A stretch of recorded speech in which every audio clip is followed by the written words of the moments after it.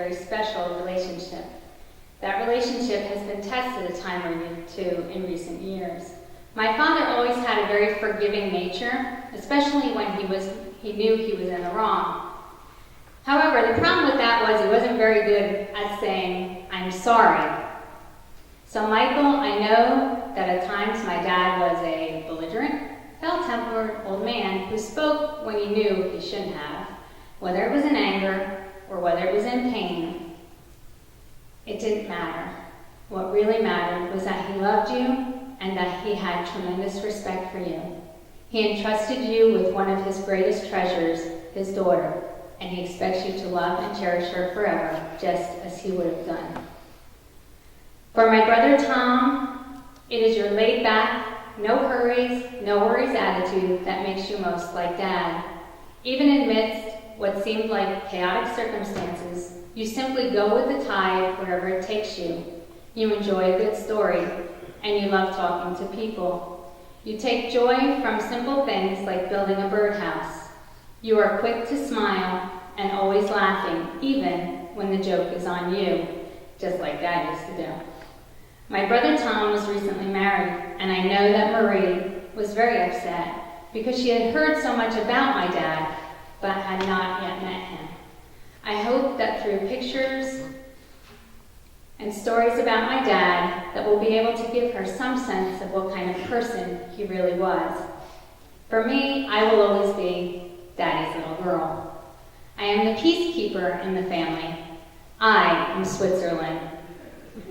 I am neutral ground when there are family issues.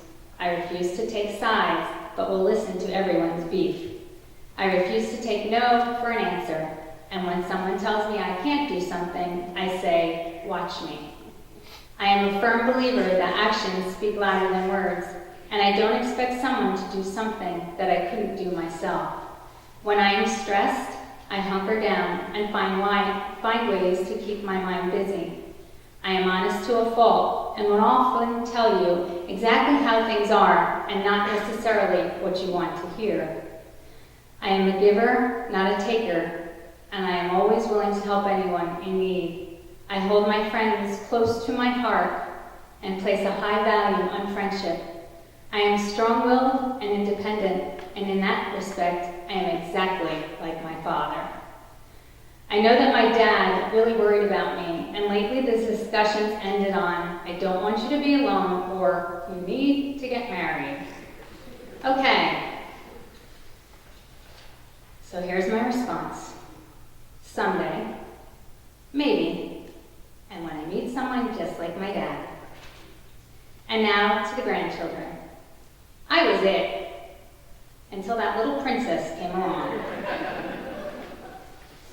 Claire, we often joke and laugh about your animals and how you always seem to pick the oddballs in the litter.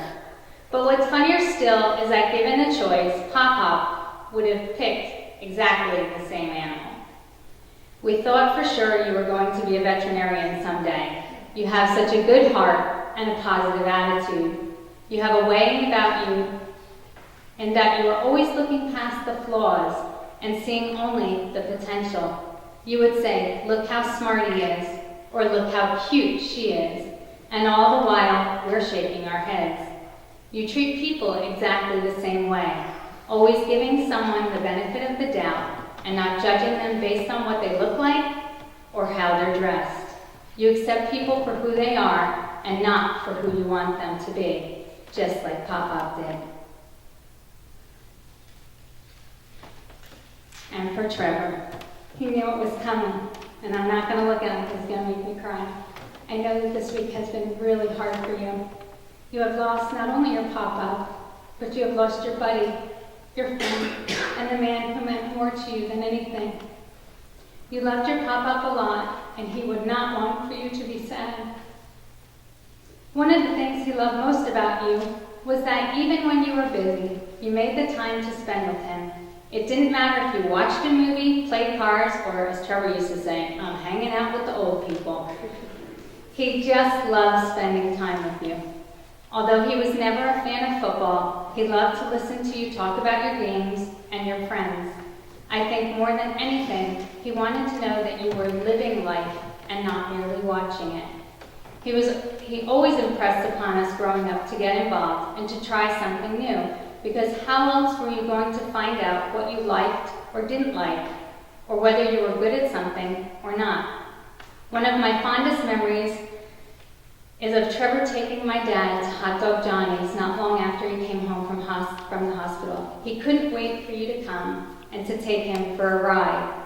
One of the things he admired most about you was your desire to fix things.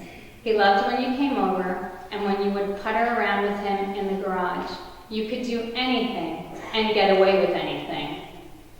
If Nana and I said something, he would say, "Leave him alone, that's my grandson, and it's fine."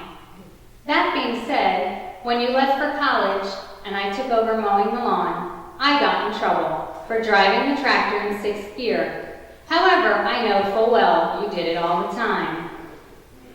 So for Claire and Trevor, I want to share with you a piece from within my Power by Forest woodcraft from 100 years from now. 100 years from now, it won't matter what kind of car I drove, what kind of house I lived in, how much money I had, nor what my clothes looked like, but the world may be a better place because I was important in the life of a child.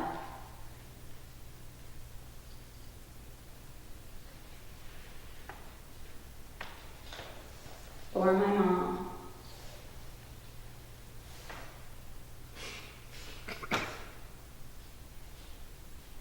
How do you put into words 55 years of marriage, 4 children and 2 grandchildren? There simply are no words. For once, I want you to see what we see when we look at you. It is your love, your devotion, your compassion for others, your nurturing nature that was never more evident than you were taking care of Dad. When times got tough, you dug your heels in, got tougher, and did what needed to be done, just like Dad would have done, and he was very proud of you. We all were.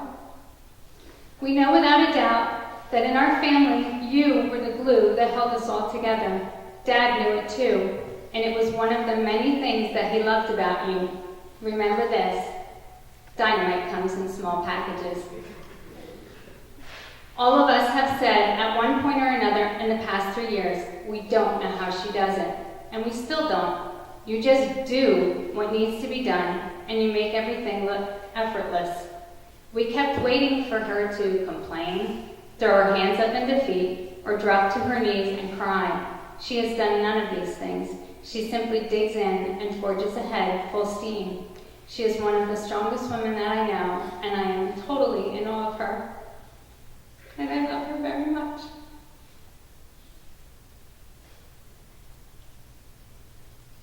If you knew anything about my dad, you would know that he treated everyone exactly the same.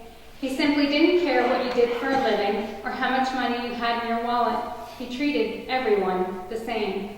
He was the kind of man who would help anyone in need, and he truly believed to have a friend, you must first be a friend. And if you did happen to see my father out and about, he usually had a coffee cup in his hand. He was talking to someone, or he was helping someone else out. For my dad, it wasn't about what he did. It simply was who he was. When I think about my parents and all the friends that they have had, I realized that my parents have worked very hard over the years to forge and renew these friendships. These friendships continue to grow over the years for only one reason. My parents, especially my dad, placed a higher value on honesty, integrity, friendship, family, and love than he did on any material possession. My father truly believed that the true value of a man was not by what he carried in his wallet, but rather what he carried in his heart.